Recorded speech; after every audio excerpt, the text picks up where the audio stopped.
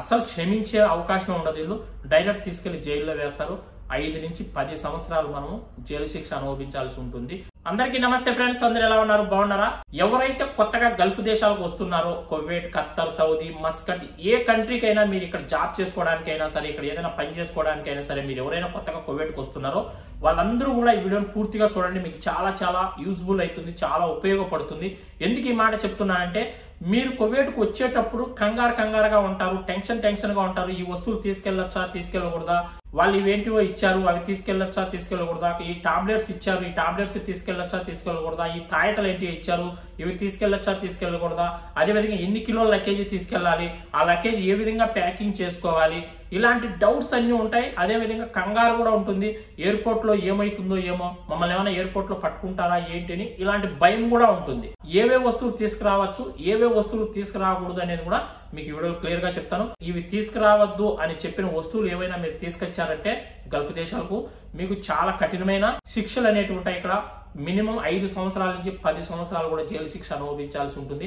ఇది మాత్రం గుర్తు పెట్టుకోండి. అవి ఏమేమి వస్తువులు తీసుకురాకూడదు అనేది కూడా మీకు ఈ వీడియోలో మీకు క్లియర్ గా చెప్తాను. వీడియోని అయితే ప్రతి ఒక్కరు కూడా లైక్ చేసి ఈ వీడియోని 10 మందికి షేర్ చేయండి. అదేవిధంగా కొత్త వాళ్ళు ఎవరైనా చూస్తుంటే సబ్స్క్రైబ్ చేసుకోండి. ఈ వీడియో అందరికీ ఉపయోగపడుతుంది.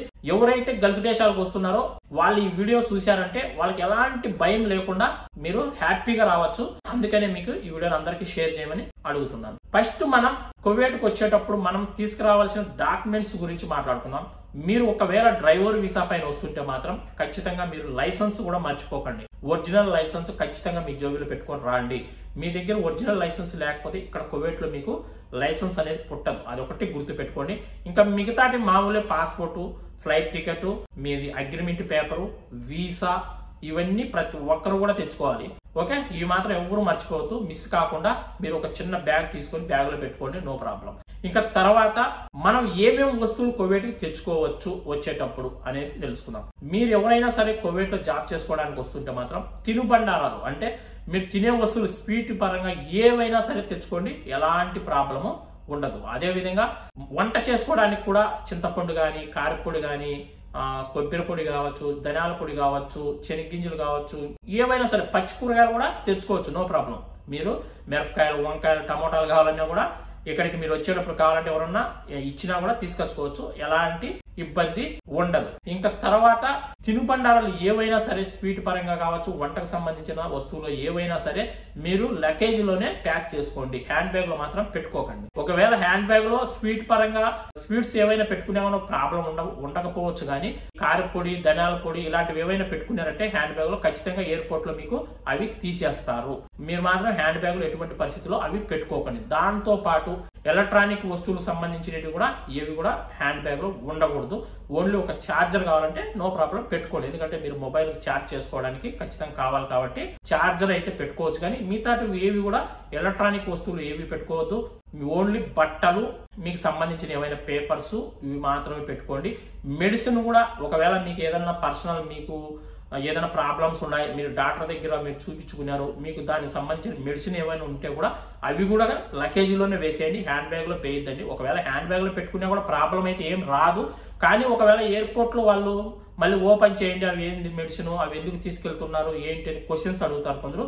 ఆ తలనొప్పి లేకుండా మీరు లగేజ్ లో వేసేయండి. ఆ మెడిసిన్ కి సంబంధించిన స్లిప్ మాత్రం, మెడిసిన్ రాయిచ్చింటారు కదా, ఆ స్లిప్ మాత్రం ఖచ్చితంగా మీరు ఎంట తెచ్చుకోండి. డాక్టర్ రాయించిన స్లిప్ అయినా, మెడికల్ షాప్ లో రాయించిన స్లిప్ అయినా కానీ దానిపైన సీల్ ఉంటుంది కాబట్టి ఖచ్చితంగా సీల్ కూడా వేసుకోండి. మీరు ఒకవేళ మెడిసిన్ తెచ్చుకుంటే మెడికల్ షాప్ వాళ్ళది సీల్ ఖచ్చితంగా ఉండాలి. ఆ సీల్ వేసిన ఆ స్లిప్ ను ఖచ్చితంగా మీరు వెంట తెచ్చుకోండి, ఏదైనా మెడిసిన్ మాత్రం తెచ్చుకుంటూ ఉంటే. ఓకేనా? మీకు ఇంతవరకు క్లియర్ గా అర్థమైందా? లగేజ్ ఎన్ని కిలోలు తెచ్చుకోవచ్చు అన్న అని కూడా చాలా మంది అడుగుతున్నారు. లగేజ్ ఎన్ని కిలోలు తెచ్చుకోవచ్చు అనేది మీరు బుక్ చేసుకుంటే ఫ్లైట్ ను బట్టించి ఉంటుంది. కొన్ని ఫ్లైట్లకు 20 కిలోలే ఉంటుంది, కొన్ని ఫ్లైట్లకు 30 కిలోలు ఉంటుంది, కొన్ని ఫ్లైట్లకు 35 కిలోలు ఉంటుంది, కొన్ని ఫ్లైట్లకు 40 కిలోలు ఉంటుంది, కొన్ని ఫ్లైట్లకు 46 కిలోలు ఉంటుంది, ప్లస్ 7 కిలో. ఇది ప్రతి ఒక్క ఫ్లైట్ కూడా 7 కిలోలు అనేది హ్యాండ్ బ్యాగ్ ఖచ్చితంగా ఉంటుంది. మీరు ఏ ఫ్లైట్ బుక్ చేసుకున్నా కూడా 7 కిలోలు ఖచ్చితంగా హ్యాండ్ బ్యాగ్ లగేజ్ అనేది ఉంటుంది.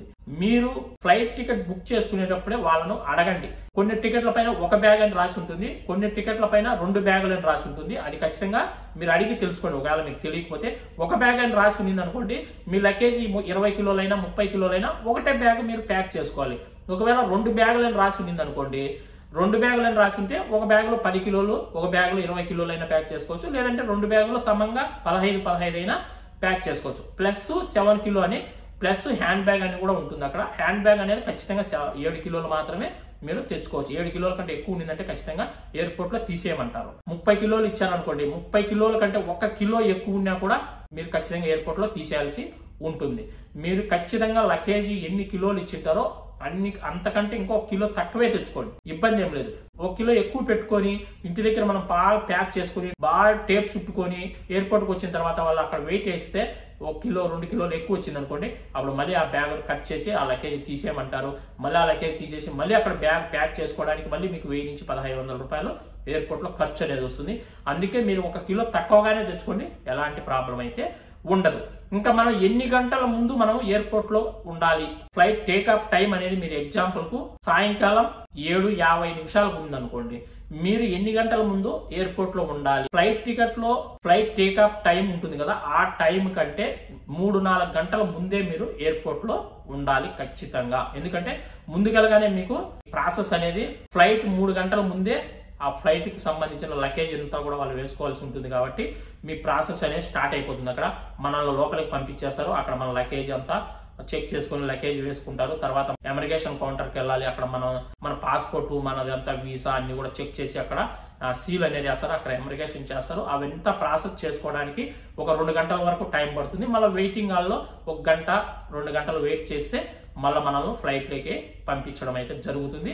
1 గంట ముందు వెళ్తే సరిపోతుంది కదా, ఏం కాదులేని మాత్రం అనుకోకండి. ఒక 3 గంటలు 4 గంటల ముందే మీరు ఎయిర్పోర్ట్ లో అయితే ఉండండి.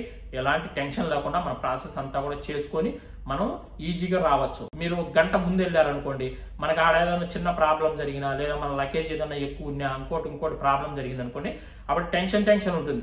అదే మనం 2-3 గంటల ముందు వెళితే ఆరాంగా మనం అక్కడ ఇదే ప్రాసెస్ ఉంటుంది ప్రతి ఒక్కరికి కూడా ఎయిర్పోర్ట్ లో, కొత్తగా వచ్చే వాళ్ళకైనా పాత వాళ్ళకైనా. ఇంకా లాస్ట్ అండ్ ఫైనల్ ఏమేమి వస్తువులు మనం తీసుకురాకూడదు అనేది ఖచ్చితంగా ప్రతి ఒక్కరు తెలుసుకోవాలి. మీ ఫ్రెండ్స్ గాని మీ బంధువులు గాని ఎవరైనా సరే ఏవైనా మీకు వస్తువులు తీసుకొచ్చి ఇచ్చారంటే వాళ్ళ ఇంటి దగ్గర బాగా ప్యాక్ చేసుకొని తీసుకొని వచ్చి మీ చేతికి ఇస్తారు. ఇక తీసుకెళ్లి మా అన్నకి ఇవ్వండి, లేదంటే మా కొడుకుకి ఇవ్వండి, లేదంటే మా అమ్మకి ఇవ్వండి, లేదా మా అక్కకి ఇవ్వండి అని తీసుకొచ్చి ఇస్తారు. ఇచ్చిన తర్వాత మీరు గుడ్డిగా వాళ్ళు తీసుకొచ్చారు కదా అని నమ్మేసి మీరు అలానే ప్యాక్ చేసుకోకండి ఆ వస్తువులను. ఖచ్చితంగా ఆ వస్తువులను ఓపెన్ చేసి మీరు ఖచ్చితంగా చూడండి ఏమి ఇచ్చారు అనేది కంపల్సరీ మీరు గమనించాలి. వాళ్ళు ఒకవేళ అబద్ధం చెప్పిండొచ్చు, చెప్పిన వస్తువే కాకుండా వేరే వస్తువులు ఇంకా ఏవైనా దాంట్లో పెట్టి ఉండొచ్చు. ఖచ్చితంగా మీరు చూడండి.